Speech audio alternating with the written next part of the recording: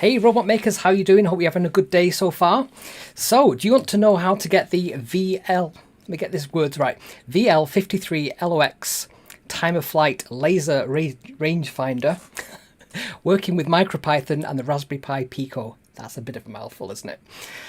So there's not very much information about this around the web, so I thought I would do a video on it, seeing as we've used this in the SMARS Mini robot. So I've got a lot to share with you today, and maybe another robot that I've found as well, another small robot. So let's dive straight in. My name's MCAleer. Come with me as we build robots, bring them to life with code, and have a whole load of fun along the way. Okay, so let's get over to Keynote. I'm just going to turn down... Paul says that's a bit of a mouthful. You're not kidding. That's the thing with techie content. It is a bit like that.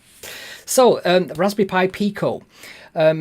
It's a bit different than the MicroPython that's on Raspberry Pi Pico is a little bit different than the vanilla MicroPython, and also the CircuitPython from Adafruit. And one of the things I found a bit of an issue was this little rangefinder, this blue chip that's on the screen at the moment.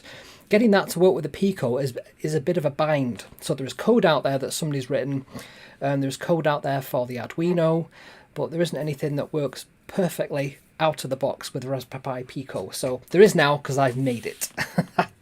So let's go to the next slide, and I can talk all about this. Okay, so session goals today, we want to get this thing working, get the VL53L0X board working with the Pico and with the SMARS Mini, which is the little robot that I designed.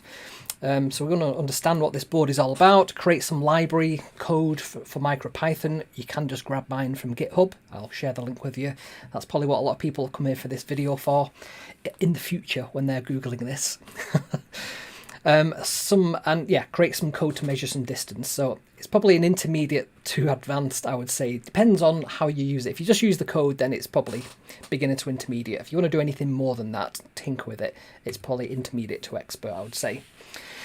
So this is for use in the SMARS Mini, but you can also use it in lots of other places too. These things are ridiculously cheap. If you go to somewhere like AliExpress, you can pick them up for about £1, something like that. Your mileage may vary depending on which model you buy, where you buy it from, where you are in the world, and what the shipping looks like. So AliExpress, could be 60 days for that.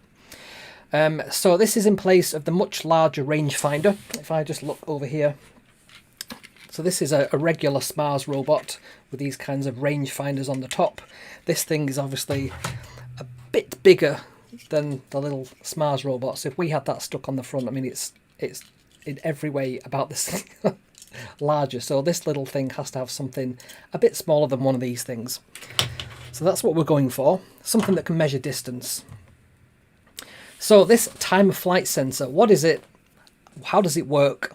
What are the specifications? Because I know some people love that kind of stuff. What's the cost, where you can buy it from? And how do we get it to work with MicroPython and the Raspberry Pi Pico?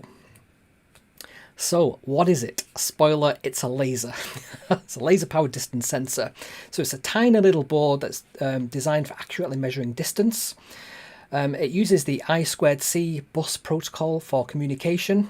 If you don't know what that is, then you probably want to watch some other videos that I've done on how you can communicate with these little boards, but it's basically just you plug the wires in, that's how it talks to the board. And it works kind of similar to how these work, but instead of using ultrasound, it uses light, uses invisible laser light, almost like magic. And it's available from your usual electronic suppliers, all good suppliers. And the actual chip itself is like about, I would say it's smaller than a grain of rice. It is ridiculously small. How they fit a laser in that, I don't know. So how does it work? So it uses something called time of flight, which is very similar, like I said, to the principle how the ultrasound works. So if you remember on these ultrasonic things, one of these is essentially like a loudspeaker, and it fires out sound as higher than we can hear. This will fire out sound, and when that hits an object, it bounces off that and then comes back to the other sensor, which is a microphone. So loudspeaker and microphone. With this, it works in the same way, but instead of it being a loudspeaker, it's a laser beam light. And lasers are very tight bandwidths of light. So unlike got a light here. Unlike a regular kind of light, these things are very narrow, and that means that we can be a lot more accurate with measuring it. So that bounces off an object, comes back to the other sensor, which is just like a light sensor, and it can measure the time taken. And it's a bit like when you was a kid and you would count, you know, you'd see some lightning flash, and then you'd count how many seconds between the, you know, the thunder reaching you and when the light flashed. That kind of measurement is how this works. So the time of flight is how long does it take for those photons of light to bounce off that object and come back. I always thought that light was kind of instantaneous and it wasn't something you could measure, but it is. You know, if you think the light from the sun takes, is it 7 seconds, 7 minutes, something like that, to bounce back to us, this is what happens on smaller objects. And because these things are so fast, they can calculate the distance, and they make several measurements. They don't just take one measurement. So it kind of works using laser beams is the short answer to that. So if you like the content that I put out there, I always have to say this bit really, please like the channel, please subscribe to the channel, please hit the little bell so that you get notified when I put new videos out like this one, which is a bit of an impromptu video in the middle of the week. I always try and get a midweek one, sometimes pre-recorded, sometimes I go live, but I always do a live one on a Sunday. So that's just a little shout out. I always have to put that in there. So, specifications. It's got a laser. What more do you want? So it's a 940 nanometer laser.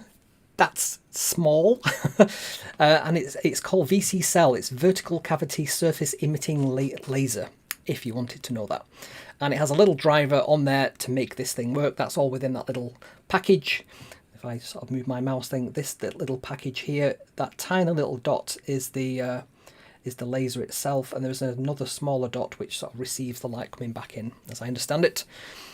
And it's a range finding sensor, so you might find these kinds of things in the sort of Home Depot, B&Q sort of DIY stores, but in a battery operated thing for sort of measuring distance between walls, and it can very accurately measure things. You can't see, it's very safe, it's eye safe, it's a class 1 laser device. And this one has advanced embedded optical crosstalk compensation to simplify cover glass selection, which is another way of saying you can put glass in front of it and it still works. It's very fast, as in it doesn't take long to take a reading, and we can have a look at that at the moment. It's actually taking readings as we speak all the time. And what else do we say about that? So it's very fast, and yeah, up to 2 meters in range. So anything after that, the little light that's powered in this thing just isn't strong enough. It's weak when it sort of bounces back to the sensor. It uses the I2C, the I2C interface for device control and data transfer. So we just want to get back a measurement of how long the light took, and we can do all the calculations and stuff on that in a library. And the other thing is you can have more than one of these because it's I2C, but the address is usually hardwired into it. So you can actually program the address on these ones. I believe, I've not tried that. So where can you get these from? Like I said, Amazon, eBay, Pi-hut, Pi-moroni, AliExpress, the usual kind of places. I had a look before this show, and I had a look to see how much these things cost, and it's between £1 and maybe £15, depending where you buy it from, what the form factor is, you know, what other connectors are on there. And you can see there, the one I've gone for is this sort of purpley coloured one. I think mine is actually that colour as well. Yep. And it's probably one of the smallest form factors as well. It's just got these 4 pins. That's all we need on it. And there are other variants as well. So there's one there that's got like a bit of a connector on it. That's a similar one that's got connectors either side, and so on. Sometimes they'll solder the header pins on for you as well, that kind of thing. So you pay all extra for that kind of stuff. I don't think I paid very much for mine. About £5 is what I remember. So how did I go about finding the code for this? So someone had very kindly written some libraries in the past.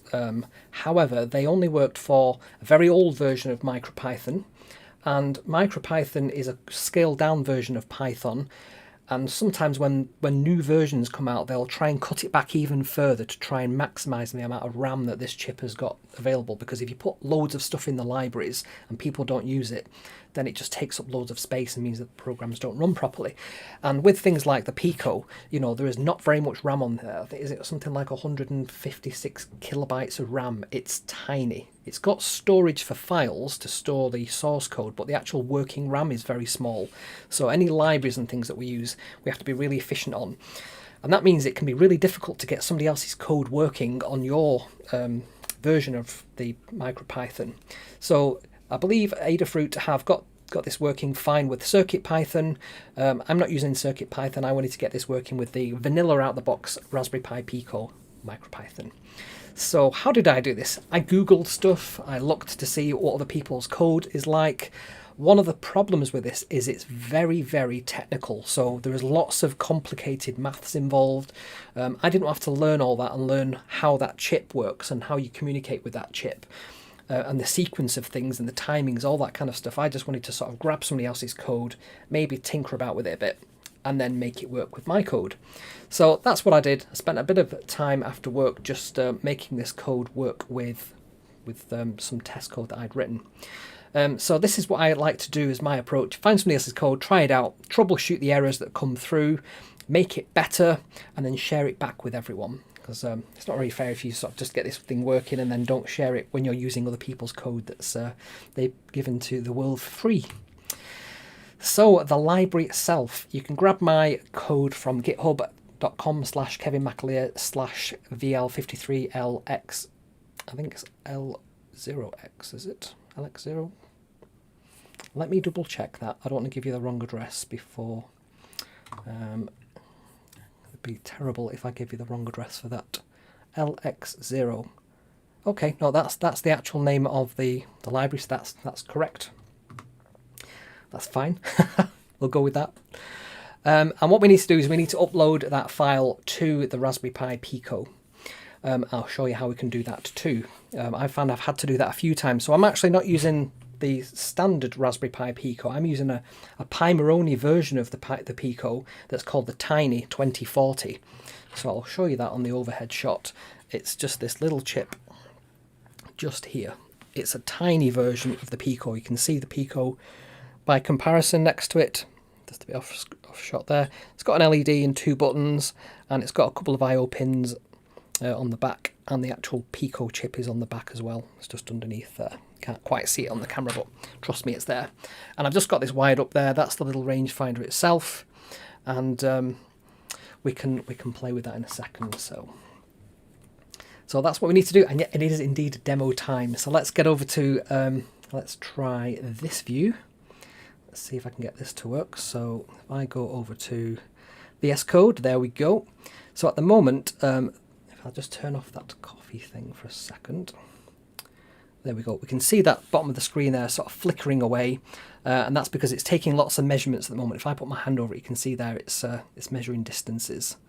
So let's have a look at the code itself, and then we can come back to this and see how this is actually working. So if I come over here, so I've got 2 files in this library. So this is the GitHub library that I've created. So just show you there's just 3 files in it. There's a README file, which is just some text about the what this is all about. So what I've said in there is this will get you up and running with a time of flight sensor in MicroPython, specifically for the Raspberry Pi Pico. It's heavily based on the code from UC Eats, and that's his UC Eats GitHub. And I've just made some tweaks and made it work with the limitations of the Raspberry Pi Pico. So things to know, when I was testing this out, I found it was about exactly 5 centimeters out. So I've just taken 5 centimeters off all the readings that come back, and it seems to be working fine. So bit of a hack, but hey. And I've also simplified the results. So you had to do this sort of like start, take a reading, and then stop. And I thought, why do those 3 lines? Let's just have something that's called ping, and it can do all that for us and just return it in millimeters. So happy lasering. So that's the README file. The next one then is the massive library itself. So I can see what's happened here. They've gone onto the sort of manufacturer's site. So there's 4 things that it brings in there. It brings in a constant class. It's a bit overkill, to be honest. There's no need to do that. They could just pass those values in there as values. You don't have to say it's a constant beforehand. I don't know why they've done that. Python doesn't have the concept of a constant, which is weird. But the convention is that you provide the name of the variable in uppercase, and then you just pass it a value, and then you never change it. That's the idea. So it brings in ustruct, which is a kind of C structure for managing bytes, sequences of bytes. We bring in utime, which is a MicroPython version of the time library, and we also bring in the timer. I don't think we actually use that. In fact, it says there timer is not accessed, so we could probably just comment that one out actually. I originally had time in there. Time and utime are basically the same thing. Time is just a link to utime, and utime is that minimized version of the time library. So then we've got a whole load of constants. Now, you don't really need to worry about these. These are just there with specific byte values that somebody's defined in advance. You don't need to tinker with them. You can just leave them there. But there's a lot of them. Almost too many, I would say. Interestingly, it hasn't detected that some are not used, because it would normally sort of grey them out and say these are not being used. And then look at that for amazing error checking there. Timeout error, just pass. Don't even print anything out to the screen. What is the point of even having that? Anyway, here is the actual class of the file, so let's just close this out a second. And we can see there this initialization routine takes an I2C object, so that's something that we can get from the machine. We can have a look at that. In fact, if I just stop that there, if I just do stop, and I just say from machine import I2C and pin, I can then do something like the data is going to be on equals pin 0. I can say the clock is equal to pin 1, and this is for the I2C bus that we're going to use. It's the first I2C bus. Now I'm using the Raspberry Pi Tiny, it's not the Raspberry Pi, the Pi Moroni Tiny 2040, which is based on the Pico. The original Pico has at least two I2C buses. I'm not sure how many the Tiny has, but you still have to pass it this, it's the 0th bus that we're actually using. So what we do is we say I2C equals, and then we say I2C, which we just brought in from the actual machine, which is the chip itself. That's everything that's unique to that chip. Then we say it's the ID equals 0, so it's the 0th. It's the bus 0. It's an easy way of saying it instead of a 0th. The data, the system data is equal to the system data. The system clock is equal to the system clock. And boom, there we go. So now we can do I2C.scan, for example. We can see there we've got something on bus 41, which is the device we're speaking to. Okay, so what else was I going to show you about that? So what we created there, if I just do dir I2C, the small version of it, lowercase version, you can see all the different things that it can do there. So this is an object, it's like an instance of the I2C class, and it can do all these different things. It has properties, it has methods that we can call. So when we initialize this VL53L0X class, we need to pass in one of those I2C things kind of pre-configured. So we just need to do those couple of steps I've just done before there, prior to calling this. And then the address there, it says is 29. Now I think that address there, if I bring up the calculator again, and if I go into hexadecimal and type 29, and then look at that, it's 41. Now when we did our scan before of the I2C bus, it said there was something on like port number 41, device number 41, but in hexadecimal that's 29. So that's what's happening here. The address is 0x for hexadecimal 29, so it's the 41 device that we're speaking to, and that's our little rangefinder. So one of the things I had to do to get this working, this was somebody suggested this because this just kept crashing and crashing. So I did a little sleep after actually setting the I2C. It's as if you have to give it some time to sort of rest into its new life as an object in this code. So passing in that little sleep function seems to do the trick and make things work. We might have to increase that actually, because it can be a bit temperamental, this. It'll probably do it in a minute when I try and get this to work. So then we initialize it, we do lots of other things. There's a thing that's called a measurement time budget in US. I think that's, I'm going to say milliseconds, because there's microseconds, which is ms, so milliseconds. And what that's to do with is you can allow an amount of time that you want this thing to take lots of measurements, and you measure it in milliseconds, sorry, and it will take several readings in that amount of time, and the longer you give it, the more accurate it is. So that's what the time budget is all about. The more that you give it, the more accurate that it is. So then you can set the measurement time budget and you can pass that in. Then there's lots of other things in here that I'm not going to go through because we'll be here literally all night, but there's lots of things that it passes in that I have no idea what these things are, if I'm quite honest with you. What I have created there is a little ping function that does the start, it does the distance equals self.read, self.stop, and returns the distance. So before we had to do all those three things every time. I'm just saying just do a ping, because that's what I used in the other class that we created for doing distance. And then there's loads and loads and loads of code. It looks very sort of unoptimized to me, this, whoever's written it. So there's like underscore register, underscore registers, and they do very similar kind of things. There's flags, there's config, there's the reset thing. The initialization function, that will do lots of bit bashing, sort of bit banging. So it'll just sort of fire these values onto the I2C bus, and it does a lot of them. Let me show you this, the config. All those various different things there. So it's banging in each one of those memory addresses specific values without having to read the actual specification, the manufacturer's specification of this chip. No idea what they do. I just know that whoever's designed this, it works. So then they do some calibration and so on. So there's quite a lot of code in here. We don't have to worry about that. We just do ping. So I've made this nice and simple for you. So let's go over here to the time of flight test.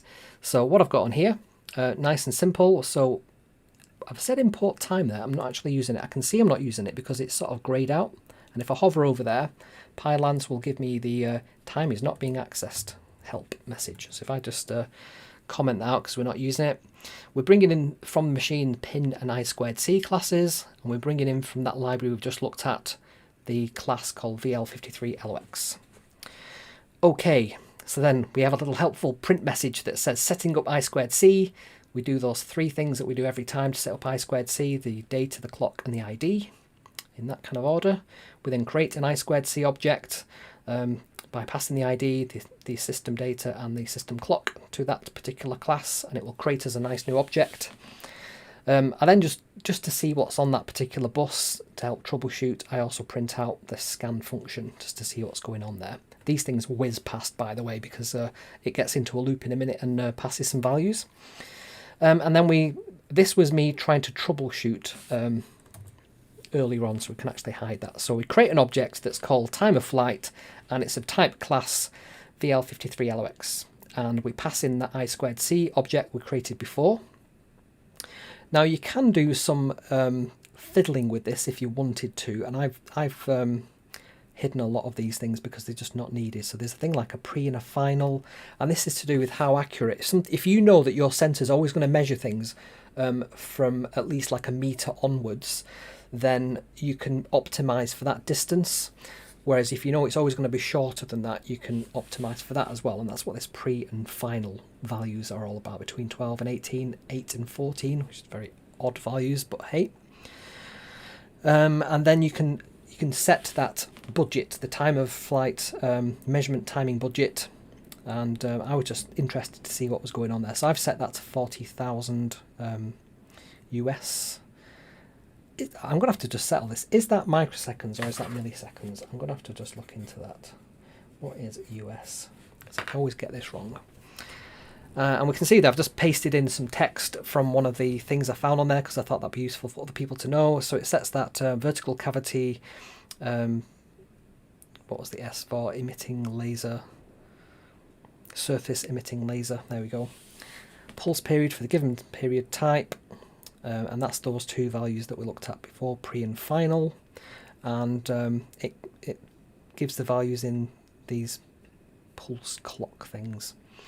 So that's where you set them. You set the VCell pulse period type 0 and type 1. That's the kind of before and after, pre and final. So I've optimized it for, I tried a few of them and it didn't seem to make much difference, if I'm really honest with you, but I'm only using sort of, I'm expecting things to be about 30 centimeters away, because you know there's a lot of time for this little robot wheeling about. 30 centimeters is like, you know, quite a long way for this thing to travel. So I'm not really interested about 2 meters. I'm not really optimizing for that. Okay, so what else have we got on there? And then the very simple loop there. So I've just said while true, print the time of flight ping and just take off 50 millimeters because it seems to be inaccurate for some reason. I'm sure I could calibrate this and make that work better, but hey. Okay, so what I'm going to do now, I'm going to upload this library to the Pico. So I've just selected that in VS Code, and I'm going to hit at the bottom here the upload button. So if you've not got this installed, I've actually gone onto the marketplace and I've installed Pico Go, which is a little plugin that Chris Wood has written, and this enables us to do this REPL console, you know, have this appear down here, and it also does all these extra things like run, upload, download, reset, and connect and disconnect. So if you've not got that, that's a great thing to install. So the way that we upload this is I'll click on that file itself, I'll just click the upload button, and it's going to say it's uploading the current file. Now this 2040 can be a bit finicky about this. See, it says soft reset. I don't think it's actually done that properly there. There we go. That's the better message. So you can see there, writing file, 22 kilobytes, uploading done, resetting board. And I'm actually going to do the same with that TOF test as well. So I'm just going to upload that too. Again, it's complaining about this not safe booting thing. Not sure what that's about. So I'm just going to upload that again. It seems to work better this sort of second time. Okay, so what I'm going to do now is I'm just going to run it. Let's see what happens. There we go.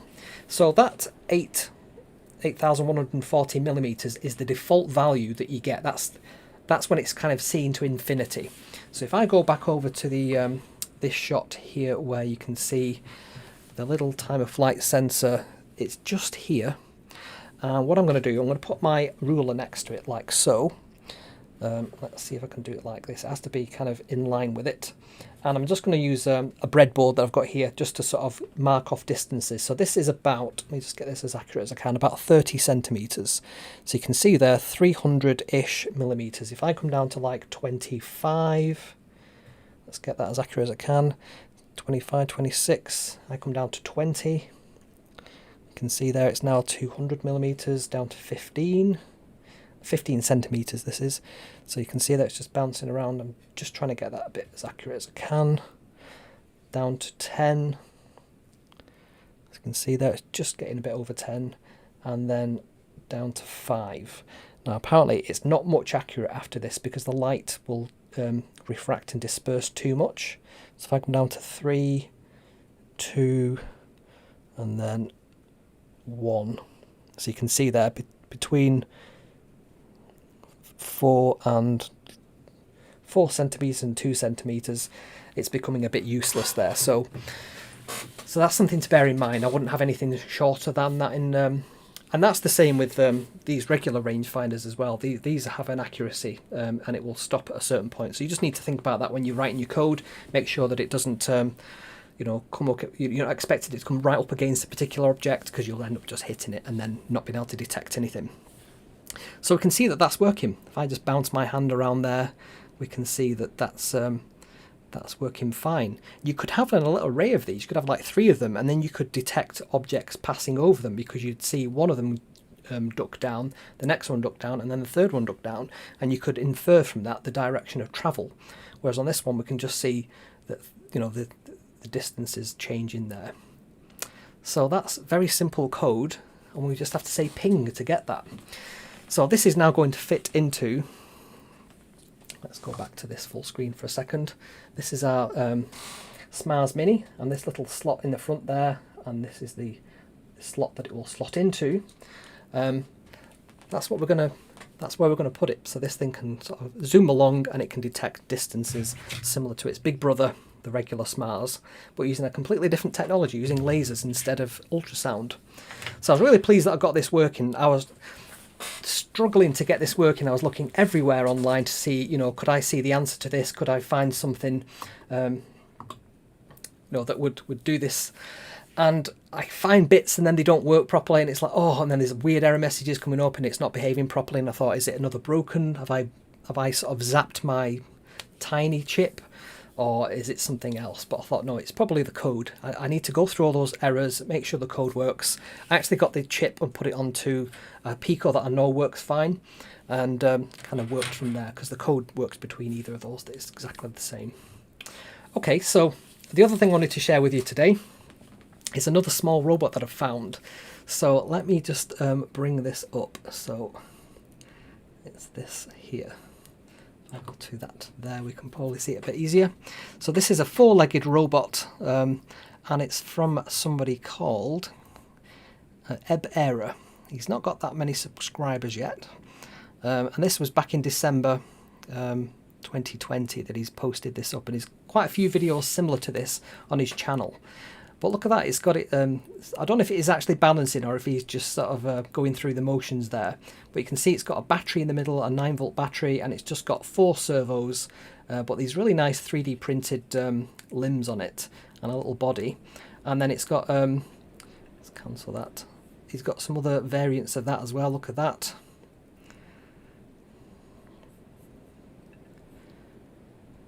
So, I like what this guy's done here. Definitely going to have to reach out to him and say, I'm impressed with what you've done there. What else is there that he's done? That looks familiar, doesn't it? Let's have a look what else he's got on his channel there, because there's quite a few similar ones. Let's go for that one there.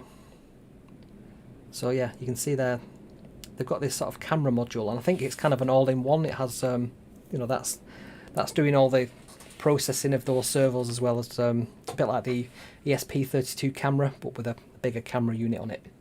So just wanted to share that one. It's just a quick one really, but I found that online. I was like, ooh, I want to print that out. Good. So yeah, that's pretty much it, I think. I don't think I've got anything else on my keynotes to go through. I think that's it. Yeah, other than to say about the new videos. So if I just go to that version instead. So every Sunday I go live at 7 PM Greenwich Mean Time. So if you live in the Americas or Canada, which is the sort of left-hand time zones, you can find out when 7 PM is there. If you look in the middle, which is sort of European, Pakistan, India, a bit of Russia, they're the middle column, and then on the right-hand side we've got China, Australia, and I think some Russia as well. So follow on there, and if you can join on 7 PM, and we can do another live stream there while we continue in our journey with small robots and all things MicroPython, Raspberry Pi Picos, SMARS robots, OpenCats, and more. So I've been updating the website. So if you go to smarsfan.com, I've put on there the PicoCat stuff, all the code and videos that I've been working on there, and I'm also working on the Pico Crab as well. So he's now got 2 properly articulated claws that work the right way round now. I've not actually put the servo horns on here yet, and I've not printed the black face panel. But what I have got is, if I just show you inside there, that's the PC9685, because there are actually 4 servos on this. So, and then there's a little Pico just hiding inside there as well. So I'm going to wire this up properly. Just need to power this. I need to get some kind of power pack. And some people have been asking about, you know, should I do a video on power? So that's on my to-do list of videos as well. So yeah, check out the website, smarsfan.com, loads of stuff on there. Last thing to say as well is, if you want to support the channel, then you can go to buymeacoffee.com/KevinMcAleer, and you can buy me a coffee, whatever you want.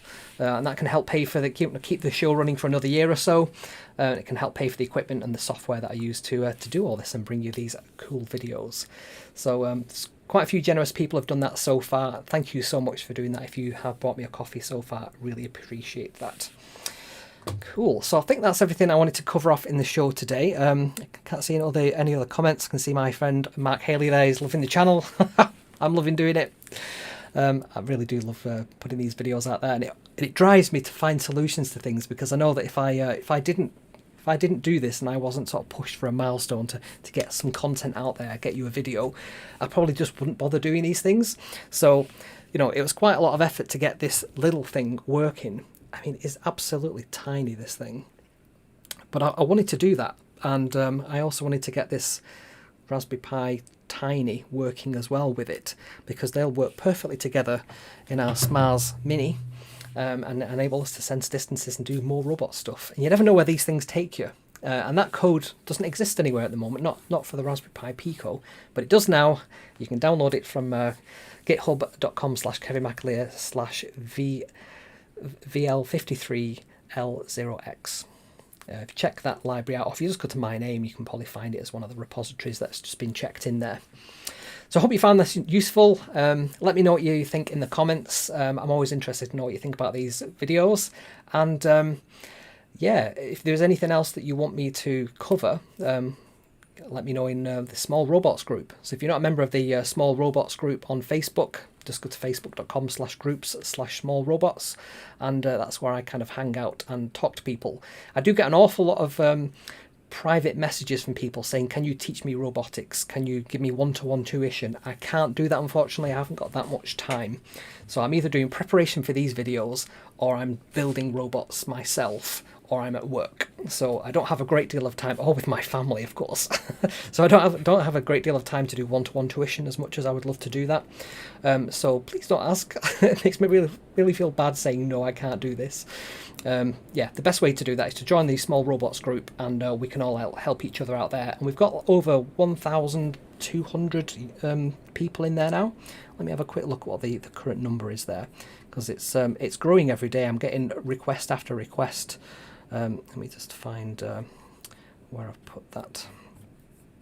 So if I just quickly jump into that group, and I can show you what I can see. So yeah, I've even now got more people asking, can they join? So I'm just constantly saying, yep, keep joining. Yeah, it's 1,300 users of people, members, not users, members. 1,300 members, which is just insane. And I only started this back in August, and I was looking at the graph, as you do, of like people who've joined, and it's kind of just gone whoop, like that. So I wonder how big it will actually get to. What I will do is I will post on there the most active users of that group, so get in there, start becoming active yourself if you're not a member of that. And also, if you're a member of that group and you've come watching this and you haven't subscribed to your channel, subscribe. It helps the channel grow.